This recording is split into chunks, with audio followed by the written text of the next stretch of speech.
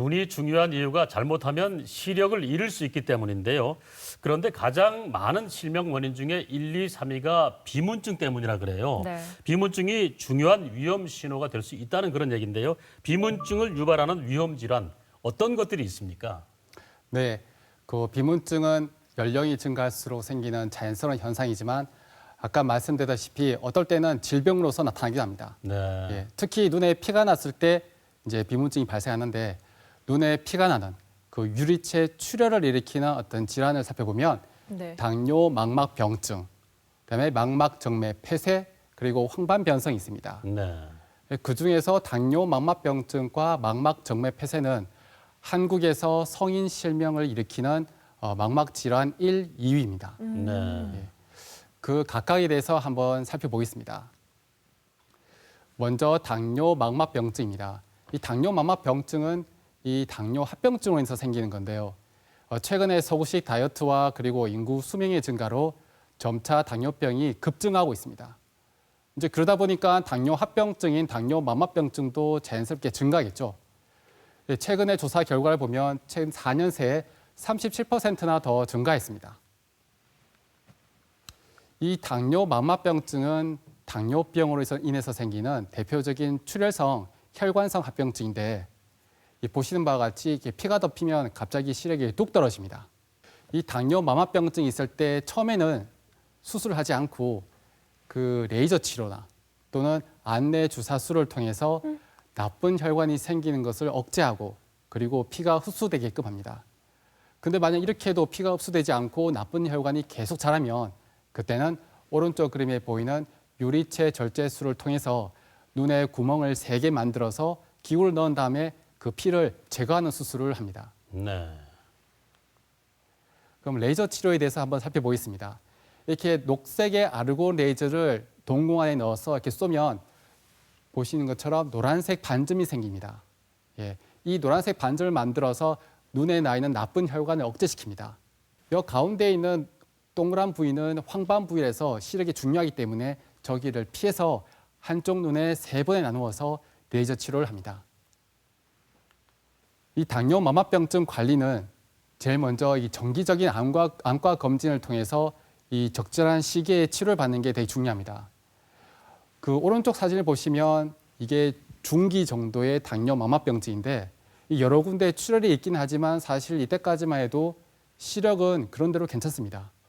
근데 문제는 이때 시력이 괜찮으니까 환자분이 안과에 안 오시죠. 네. 그러다가 시력이 뚝 떨어져서 오는데 그때 눈을 들여다보면 오른쪽 위의 그림처럼 피가 터져가지고 눈을 다 가리고 있든지 아니면 이 막이 덮여서 시력이 떨어진 경우가 있습니다. 근데 사실 이렇게 돼서 오시면 치료는 할 수 있지만 예전 상태로 돌아가긴 사실 좀 힘듭니다. 당뇨 망막병증은 이 당뇨병 합병증이기 때문에 제일 중요한 건 혈당 조절입니다. 이 당화 혈색소라는 것은 우리 몸에서 최근 2, 3개월 동안에 혈당이 어느 정도 조절되는지를 나타내는 수치인데 이 그래프는 그 당화 혈색소에 따라서 당뇨 망막병증이 얼마나 잘 발생하는지 보여주는 그래프입니다. 보시면 당화 혈색소가 6.5를 기준으로 그 미친 경우는 당뇨 망막병증 발생률이 그리 높지 않습니다. 근데 그러다가 6.5를 넘어서는 순간부터 갑자기 당뇨 망막병증이 확 증가합니다. 네. 그렇기 때문에 당뇨를 갖고 계신 분은 이 눈을 위해서라도 혈당 관리를 굉장히 엄격하게 하시는 게 좋습니다. 네. 알겠습니다. 당뇨병 모든 네. 병의 근원이 될 수가 있겠네요. 그러니까요. 네. 관리를 잘 하셔야겠습니다. 그렇군요. 뭐 여러 치료 방법이 나왔지만 네. 저는 그중에서 안내 주사술이 좀 인상적이었는데요. 네. 이 눈에는 속눈썹만 들어가도 아픈데 직접 주사를 놓는 거잖아요. 네. 그럼 이것도 좀 지속적으로 주사를 맞아야 하나요? 환자 입장에서는 너무 고통스러울 것 같은데. 네, 그렇죠. 맞습니다. 그 환자분들에게 제가 안내 주사술을 설명하면 네.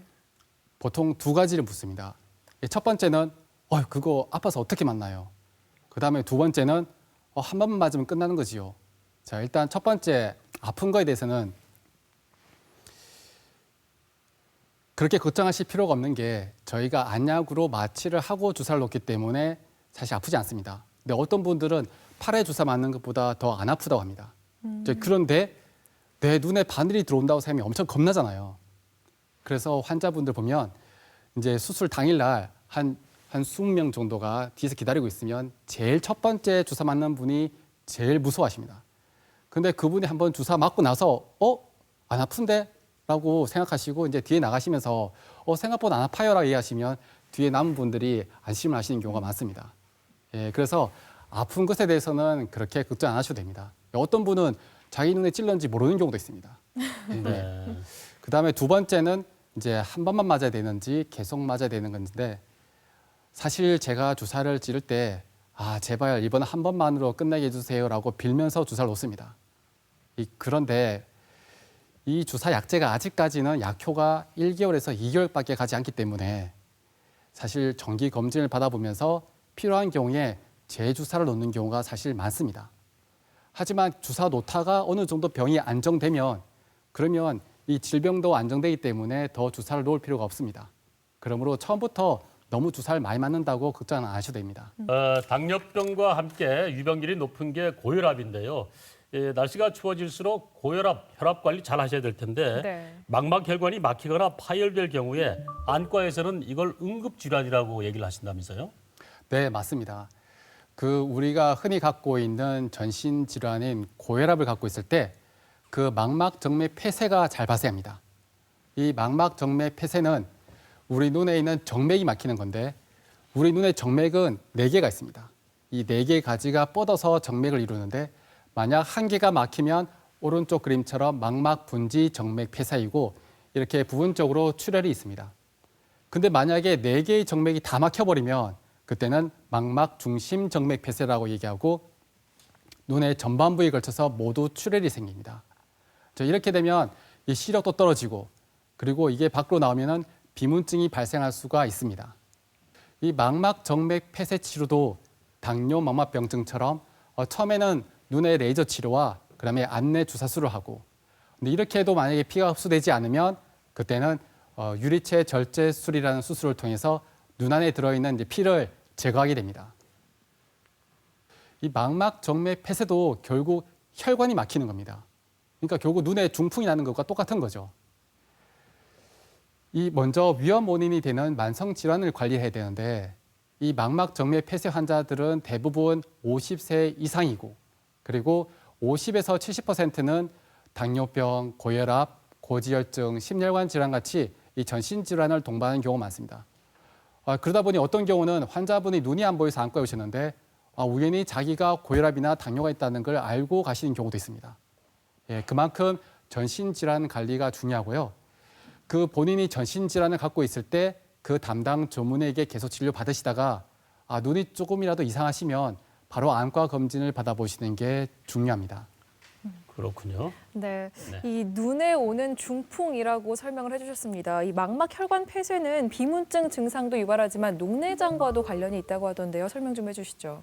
네, 망막 혈관 폐쇄도 녹내장을 일으킬 수가 있는데 네. 특히 망막 중심 정맥 폐쇄가 녹내장을 일으킬 수 있습니다. 망막 중심 정맥 폐쇄는 눈 안에 있는 4개의 정맥이 다 막혀서 우리 눈에 있는 망막이 제대로 산소나 영양분을 공급받지 못합니다. 그러면 망막은 자기가 살아남기 위해서 나쁜 혈관을 많이 만들어내는데 이 나쁜 혈관이 어디에 생기냐에 따라서 녹내장이 생길 수 있습니다. 우리 눈에는 물이 흘러가는 수로가 있는데요. 그 수로가 빠져나가는 출구도 있습니다. 근데 만약에 이 나쁜 혈관이 물이 빠져나가는 그 출구에 생겨버리면 출구가 막히게 되고 네. 그러면 눈에 들어있는 물이 빠져나갈 곳이 없기 때문에 안압이 올라갑니다. 그걸 신생혈관 녹내장이라고 하는데 네.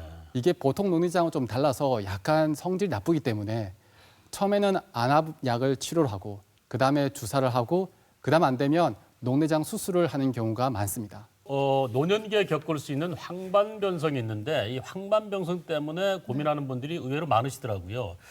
이 황반변성도 비문증 증상을 유발한다고 하셨는데 이게 어느 정도 위험한 질환인지요? 네, 우리가 흔히 매체에서 접하는 나이 관련한 황반변성도 그게 피가 터지면 비문증을 일으킬 수 있습니다. 이 나이 관련 황반변성은 우리 눈의 중심 시력을 담당하는 황반 부위에 나쁜 혈관이 생기면서 이제 피가 터지는 질환인데 이게 중심 부위에 생기다 보니까 우리 눈의 가운데 이렇게 뿌옇게 보이던가 또는 검은 점이 덮여있기도 합니다. 이때 밑에 있는 출혈이 밖으로 나오면 비문증이 발생할 수 있습니다. 이 그림은 그 암슬러라는 분이 그 황반 변성을 조기에 진단할 수 있도록 만든 격자입니다. 그래서 암슬러 격자라고 하는데 아주 간단하면서도 쉽게 본인이 황반 변성이 있는지 검사할 수 있습니다. 네. 그래서 자기 눈을 가리고 그다음에 30cm 거리에서 여기 오른쪽 그림에 있는 가운데 있는 검은색 점을 이렇게 응시를 하면 이 바둑판 격자가 이게 똑바로 보여야 됩니다. 그런데 만약 그 바둑판 선이 오른쪽 보이는 그림처럼 선이 뭉개져 보이든지 아니면은 검은 점이 덮여 있든지 아니면 뭔가 이렇게 끼어 있는 듯이 보이면 그러면 이게 황반 변성일 수 있으니 바로 안과에 가셔서 검진을 받아 보셔야 됩니다. 네. 이 나이 관련 황반 변성은 그 병 이름 안에 나이란 말이 들어가 있잖아요. 네. 예, 우리 질병 이름 중에 나이란 이름이 들어가 있는 게 몇 개 없거든요. 예, 그만큼 나이와 밀접한 관련이 있습니다. 이 그래프는 우리나라에서의 그 나이 관련 황반 변성 유병률인데 연령이 증가할수록 점차 유병률이 증가하다가 60세 이상부터 급격히 증가합니다. 예, 그래서 60세 이상이 되시면 특별한 질환이 없어도 이 정기적인 건강검진을 통해서 이 본인이 황반 변성이 있는지 없는지를 알아보는 게 중요합니다. 여성에 비해서 남성 발병률이 상당히 높네요. 네, 맞습니다. 이게 왜냐하면 황반 변성의 위험 요인 중에 하나는 네. 이 담배입니다. 그래서 흡연자가 비흡연자에 비해서 2.4배나 높기 때문에 아무래도 남자가 많습니다. 네, 그렇군요. 이 보통 옛날에는 레이저 치료를 했는데 요새는 안내 주사술이 대표적인 치료 방법입니다. 예, 보시는 것처럼 눈 안에 주사를 넣어서 그 약물이 뒤에 있는 황반에 도달하게 해서 나쁜 혈관을 이렇게 억제시키고 피를 흡수하게 합니다. 알겠습니다. 이렇게 노화나 환경적 요인, 앞서서 흡연 이런 경우에 뭐였죠? 이름이 너무 황반 어려운데 황반 변성이 생길 수 있기 때문에 이 관리가 굉장히 중요한 것 같습니다. 이렇게 실제 진단을 받은 후에도 관리가 중요하다고 하는데 어떤 식으로 관리를 하면 좋을까요? 네, 이 황반 변성은 연령이 증가할수록 생기는 거기 때문에 이 식습관이나 또는 네. 관리가 중요한데 관리 보시면 일단 첫 번째로는 금연이 제일 중요합니다. 네. 예, 아까 말씀드렸던 것처럼 흡연자가 비흡연자에 비해서 발병률이 한 2.4배 이상 높습니다. 예, 이 담배는 백해 무익하다고 하는데 네. 황반 변성에서는 더욱 그렇습니다. 네. 게다가 이 담배는 황반 변성뿐만 아니라 당뇨 망막병증, 망막정맥 폐쇄 그리고 백내장까지 모든 질환에 다 위험 요인이기 때문에 눈을 위해서는 무조건 담배를 끊으셔야 됩니다. 네. 하고 두 번째로는 비만빛 고지혈증을 관리해야 되는데 이 비만과 고지혈증을 갖고 계신 분이 안 갖고 계신 분보다 황반 변성이 더 잘 발생합니다.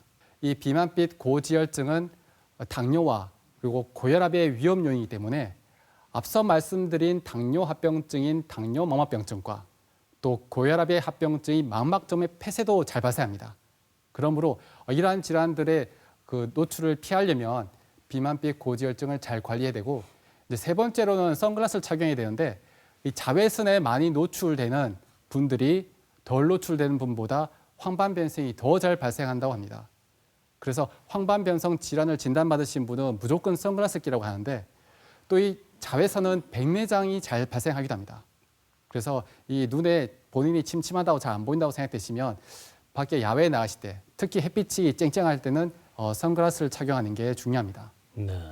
그리고 식습관 관리가 중요한데 황반 변성은 아직까지 그 정확한 기준이 다 밝혀져 있지 않습니다. 그 망막은 우리 몸에서 산소 소모량이 가장 많은 부위인데 그게 오히려 두뇌보다도 더 많은 산소를 필요로 합니다. 이제 그러다 보니까 그 산화 과정으로 활성산소라는 나쁜 물질이 생성되는데 그게 축적되면서 이 눈의 스트레스로 인해서 황반 변성이 발생한다고 합니다. 이제 그러다 보니 항산화제를 섭취하여 활성산소를 줄여서 이제 황반 변성을 예방하거나 또는 그 속도를 늦추는 게 굉장히 중요합니다. 우리 요새 홈쇼핑 광고를 보면 루테인에 대한 광고가 아주 많습니다. 네. 예, 저희 안과에 오시는 분들도 루테인에 대해서 많이 물으시는데요. 네. 이 루테인은 황반에 존재하면서 그 빛에 대한 스트레스로부터 우리 황반을 보호하는 역할을 합니다. 근데 문제는 이 루테인이 우리 몸에서 스스로 합성되지 않는 물질입니다. 그래서 반드시 음식을 통해서 섭취를 해야 되는데 그 루테인이 많이 들어있는 음식으로는 케일, 토마토, 브로콜리, 시금치 등이 있습니다. 특히 케일과 시금치에 굉장히 많습니다. 예, 이러한 것들은 황반변성 발생 위험을 이렇게 낮추어 준다고 합니다. 그 다음에는 아연인데요. 아연은 정상적인 눈의 기능을 유지하는데 아주 중요합니다. 이 망막에 특히 고농도로 존재하면서 이 시세포의 기능을 도와주는데 또 문제는 우리 몸은 아연을 저장할 수 없습니다. 그래서 이렇게 매일 꾸준히 아연이 들어있는 음식을 섭취하는 게 중요합니다. 이 아연도 항산화 효과로서 이 황반을 보호하고 또 황반 변성 예방에 도움이 됩니다. 그 외에도 비타민 C, 비타민 E가 항산화 효과를 가지고 있기 때문에 황반 변성 갖고 계신 분은 많이 드시는 게 좋고요. 특히 오메가3가 많은 이렇게 음식물들은 항산화 효과뿐만 아니라 항염증 효과도 있고 그리고 이 나쁜 혈관을 억제시키는 역할도 있습니다. 그래서 이 나쁜 혈관이 있어 피가 터진 경우에는 이 오메가3를 드시는 것도 좋습니다. 네, 황반변성 상당히 위험한 질환이네요. 네. 발음도 상당히 어렵잖아요. 황반변성. 담배 피는 분들은 반드시 금연하시기 바랍니다. 네. 자, 그리고 위암, 대장암 같은 경우는 40대부터 관리를 철저히 하잖아요. 건강검진도 계속하는데 어떻습니까? 망막 질환은 언제부터 검진을 해야 되는지요? 예, 일반적으로 40대부터 이제 노안이 와서 가까이 있는 글씨나 스마트폰이 안 보이기 시작하고요. 그다음에 50대부터 고혈압이나 당뇨 같은 이제 전신병이 오면서 그 합병증인 망막 정맥 폐쇄나 당뇨 망막병증이 오고 그리고 60대가 되면 아까처럼 황반 변성이 급증하기 시작합니다. 그래서 이렇게 놓고 보면 40대부터 우리 몸은 모든 안과적 질환의 위험도에 다 노출되어 있습니다. 예, 그렇기 때문에 40세 이상부터는 만약에 본인 눈이 침침한데 잘 안 보이는데 라고 느껴지면 이게 노안이겠지라고 생각하지 마시고 이게 안과적 질병일 수 있겠다라고 생각하시고 안과에 가셔서 검진을 받아보셔야 됩니다. 그렇군요. 알겠습니다. 네. 근데 비단 뭔가 눈의 질환뿐 아니라 어떤 병원을 가도 의사 선생님께서 눈을 먼저 살펴보시는 것 같아요. 네. 그만큼 눈이 뭔가 전신 건강과 연관이 깊다는 그런 의미인 것 같은데요. 맞아요. 환자가 넘어졌을 때 이렇게 네. 눈부터 이렇게 보지 않습니까? 그렇죠. 네. 일어나세요. 네. 어떠신가요? 네, 맞습니다. 우리 성인들이 흔히 갖는 질환인 당뇨, 고혈압, 이 합병증이 굉장히 많은데 거기서 제일 많이 오는 게 이 안과 합병증입니다. 네. 예. 그러다 보니 그 내과에서 환자들이 있을 때 저희 안과에 혹시 합병증이 없는지 이렇게 진료를 해야 되는 경우가 있습니다. 왜냐하면 우리 눈은 안을 들여다볼 수 있고 그 안에 혈관을 통해서 당뇨나 고혈압 합병증이 있는지 알 수 있거든요. 근데 문제는 설령 환자분이 당뇨나 고혈압 합병증이 있어서 그 당뇨 망막병증이 있다 하더라도 초기에는 시력이 정상으로 나옵니다. 그래서 내 눈이 잘 보이니까 굳이 안과에 갈 필요 없는 거죠. 예, 내과 선생님께서 안과에 꼭 가보셔야 합니다라고 얘기하는데도 안과에 안 갑니다. 실제 그때부터 벌써 눈에는 피가 터지기 시작하고 있습니다. 그러다가 나중에 큰 피가 엄청 터졌을 때 또는 신경이 엄청 떨어졌을 때 되어서야 아쿠 하면서 빨리 와야지라고 해가 오시는데 사실 그때쯤 되면은 그 합병증의 거의 후기에 다다르기 때문에 대부분 수술을 해야 되는 경우가 많고 그때쯤 돼가지고 수술을 하시면 사실 시력이 예전만큼 수술하기 전보다는 좋아지겠지만 예전만큼 돌아가기는 힘듭니다. 예, 그러므로 본인이 어떤 전신 질환을 갖고 있는 경우가 있든 반드시 안과 검사하는 게 중요하고 또 아까 말씀드리진 않았지만 류마티스 관절염인 경우에도 네. 그 합병증으로 포도막염이라는 게 있는데 그게 또 눈에 옵니다. 네. 그래서 류마티스 내과 환자분이 저한테 오시기도 하지만 포도막염, 즉 눈이 안 보여서 오신 분이 우연히 관절염이 발견되어서 류마티스 내과로 가시기도 합니다. 예, 이만큼 눈은 모든 전신 질환과 다 연관이 있기 때문에 그냥 본인이 안 보이실 때 그걸 단순히 눈의 문제라고 생각하지 마시고 전신 질환도 같이 검사해야 된다는 게 중요합니다. 네, 시청자 여러분께서는 하루에 눈을 몇 번 깜빡거리십니까? 스마트폰 사용 그리고 과도한 업무로 눈이 쉴 시간이 없죠. 그래서 젊은 노안이 늘어나고 있다고 합니다. 맞습니다. 눈 건강이 이렇게 중요한데요. 한 번 잃어버린 시력, 눈 건강은 되찾기가 쉽지가 않죠. 네. 지금이라도 스마트폰을 멀리하시고 먼 곳을 바라보는 그런 관리 해주시면 좋겠습니다. 네, 싹 닦아내고 싶을 만큼 막막한 비문증과 그 원인 질환에 대해서 꼼꼼히 알려주셨습니다. 경북대학교 병원 안과의 박동호 교수님과 함께했습니다. 고맙습니다. 고맙습니다. 감사합니다.